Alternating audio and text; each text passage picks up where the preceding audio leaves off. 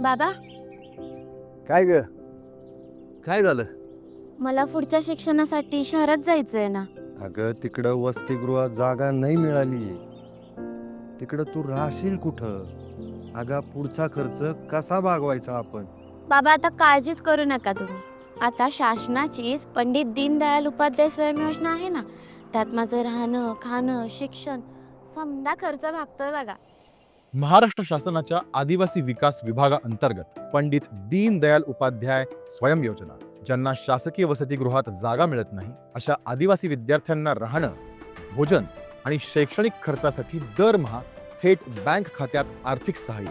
आता प्रत्येक विद्यार्थी आपलं शिक्षणाचं स्वप्न पूर्ण करू शकतो निश्चितपणे. तू शिकलीस म्हणजे आमच्या समध्यांचं जीवन उजळेल बघ. आदिवासी विकास विभाग, महाराष्ट्र शासन.